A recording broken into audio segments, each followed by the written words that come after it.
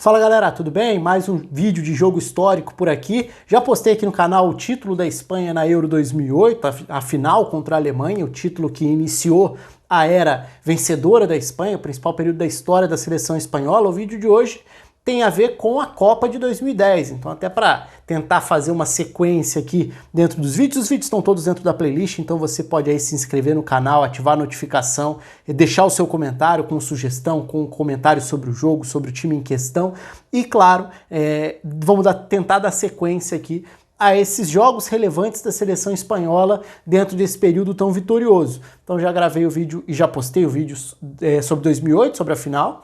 Agora vamos falar sobre o início do mata-mata da Copa de 2010, Espanha e Portugal, o esperado confronto das oitavas da Copa, que seria vencida pela Espanha. Depois ainda tem outros capítulos pela frente também, para lembrar da Euro 2012, mas importante lembrar, né, 2008 com o Aragonês, 2010 já com o Vicente Del Bosque, e esse era um dos pontos muito interessantes desse duelo, porque a Espanha do Vicente Del Bosque contra Portugal do Carlos Queiroz. Então foi uma Espanha com muita capacidade, qualidade de passe, de controle, de posse de bola, de ocupação de campo de ataque, ditando o ritmo do jogo, contra uma seleção portuguesa que tinha qualidade individual e que tinha um treinador que, ao longo do tempo, também foi se valorizando cada vez mais como um grande estrategista do ponto de vista defensivo, né? Anos depois, o Carlos Queiroz faria história com a seleção do Irã, com uma grandíssima carreira que teve por lá. Aliás, aqui no canal tem vídeo sobre isso, sobre o Carlos Queiroz, sobre o que foi a passagem dele pelo Irã, mas enfim. Então o Carlos Queiroz é um treinador que é muito reconhecido por isso, né? Pela capacidade estratégica de montar sistemas defensivos em especial, foi o que fez dele um treinador tão importante mesmo, relevante dentro do trabalho no Irã, mas mesmo no período como treinador de clubes ainda, como auxiliar, ele sempre teve essa característica. E na seleção portuguesa, principalmente diante da seleção espanhola, esse choque de estratégias ficaria muito nítido e foi exatamente a tônica desse confronto das oitavas. E é um jogo muito interessante, porque é um jogo apertado, né, 1-0, como foram apertados os jogos da Espanha na Copa do Mundo para chegar ao título, mas de um time que tinha capacidade para jogar muito bem, um futebol que muita gente achava chato, um futebol de passe, de posse, de paciência, mas para mim tinha muitas virtudes aí, a virtude de não deixar o adversário jogar, de controlar o jogo. Em alguns momentos, sim, dá para questionar a falta de uma efetividade, de uma produtividade ou até objetividade, dependendo do jogo. Não acho que tenha sido o caso contra Portugal, porque aí a gente entra na estrutura dos times e no desenrolar da partida. Então, indo para a estrutura dos times, a Espanha com a formação base dentro da Copa do Mundo, né? Então Busquets, Xabi Alonso, Xavi jogando por dentro, Iniesta como mais um meia, com Davi Villa na ponta esquerda, Torres como 9 e dessa vez essa composição com Iniesta partindo da direita para dentro, eu vou chegar lá no funcionamento. Mas a defesa com Sérgio Ramos na lateral, Puyol e Piqué, com o Capdeville na outra lateral, Casillas no gol, e do outro lado a seleção portuguesa que tinha como principal destaque para esse jogo, né? Óbvio, não um destaque individual, que era o Cristiano Ronaldo, como um dos pontas, o Simão fazendo do outro lado, o Hugo Almeida como referência, um meio-campo de mais marcação e força física, então era uma das primeiras ideias, um dos princípios de abordagem para esse jogo, mas o ponto mais importante aí é Pepe como volante. Ok, essa foi uma função que a gente viu ele fazer algumas vezes também depois, jogando pelo Real Madrid, em confrontos contra o próprio Barcelona também, mas, enfim, pegando aí o Pepe como volante à frente da defesa e principalmente o Ricardo Costa como lateral direito, né? Então Portugal não teve um lateral de ofício pela direita, escalou um zagueiro para fazer o lado direito e acho que essa é a escolha do ponto de vista tático, a mais interessante aí para a gente entrar no desdobramento do que são as estratégias e o funcionamento em campo. Então, naturalmente, pelo lado esquerdo o Coentrão tinha maior facilidade de saída, o Pepe dava uma sustentação como um zagueiro à frente da defesa, o Thiago foi a escolha para fazer esse papel do volante por um lado, com o Raul Meireles pelo outro, mas não era tão simples assim. Então a Espanha começa muito bem o jogo e logo com 5, 6 minutos de jogo a Espanha já tinha 3 finalizações perigosas e o Eduardo seria um dos personagens do jogo, fez ótimas defesas do goleiro português dentro da partida. Então não é que a Espanha tenha tido dificuldade para criar, não no início. E qual que era o caminho para isso? Muito. Primeiro, né, o Torres muitas vezes caindo pelo lado direito, então se o Iniesta é o meia pela direita e naturalmente vai centralizar para se aproximar do setor da bola, se aproximar do Xavi. Então Xavi e Iniesta trabalham por dentro, com Xabi Alonso e Busquets armando o jogo, iniciando essa saída de bola atrás.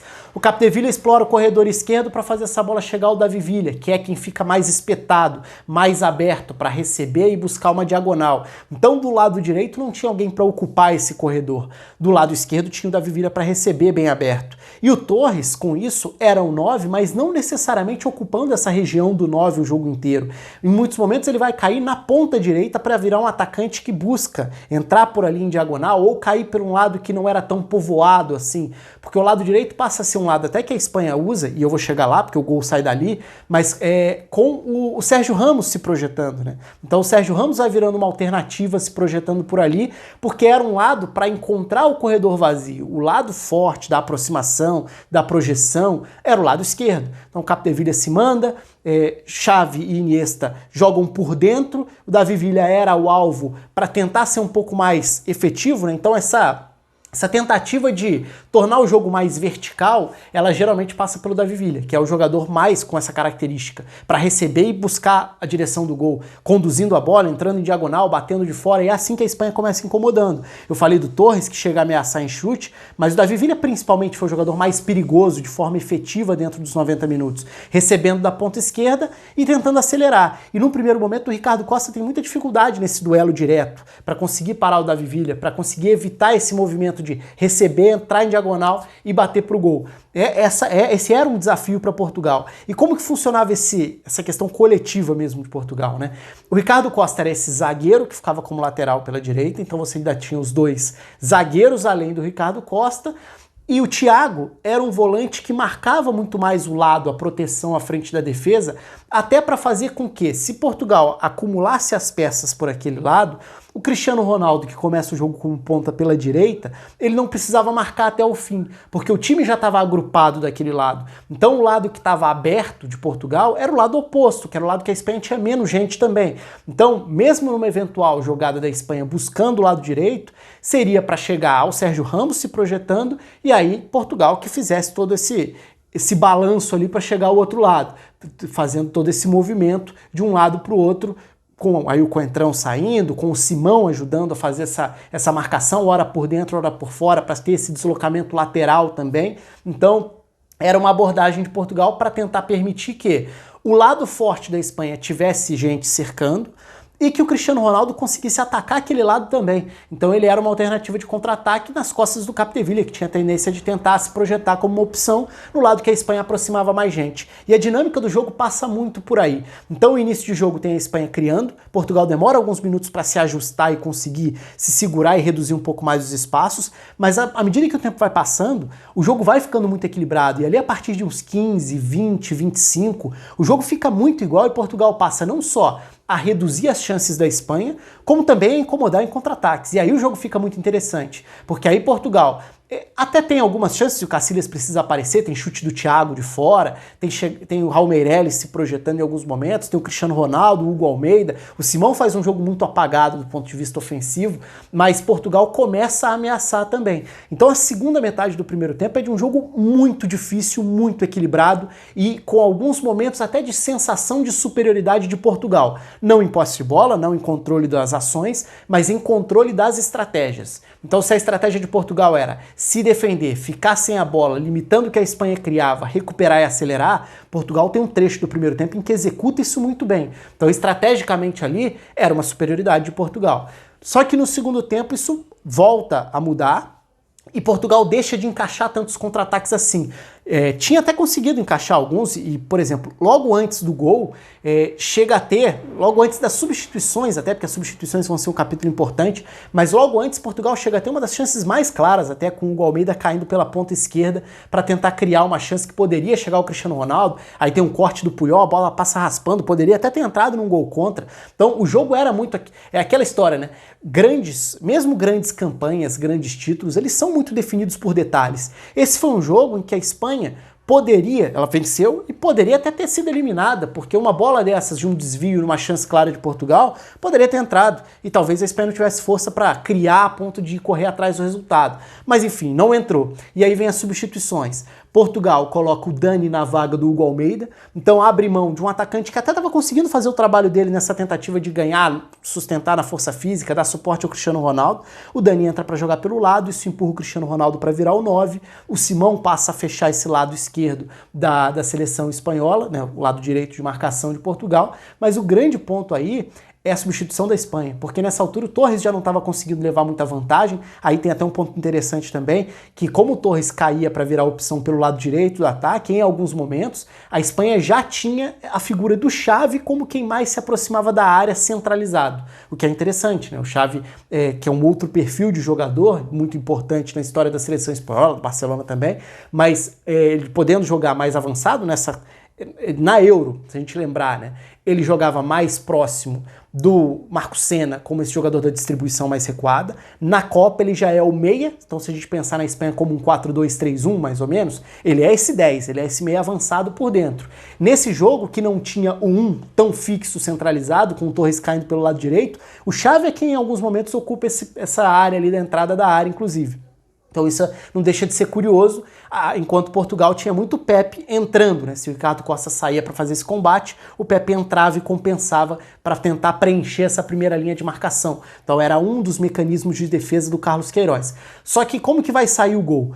Por conta das substituições que eu citei, o Torres sai, entra o Llorente. E o Llorente acaba tendo um impacto imediato, porque ele vira um jogador muito importante ali, ganhando esses duelos, tentando preencher a área, porque se Portugal estava levando a vantagem na área preenchida, né, a Espanha criava com o Davi Villa partindo do lado para dentro, chegou a ter chance com o Torres caindo pela ponta direita, mas no miolo da área, a Espanha não estava conseguindo levar vantagem, porque Portugal tinha zagueiros fortes, conseguia ganhar essas disputas por ali. Eu até falei que o Sérgio Ramos vai participar do lance do gol, mas na verdade ele vai participar do lance anterior ao gol, que é o cruzamento da primeira chance do Llorente. O Llorente entra e imediatamente tem uma chance no cruzamento do Sérgio Ramos e o Llorente já dá o cartão de visitas. Na sequência ele vai participar de novo, no momento de área preenchida, agora por uma referência, e aí vem o belo passe do Xavi para finalização do Davi Villa, justamente nesse setor do campo, para finalizar e depois no rebote completar para o gol. Então acaba não virando uma assistência.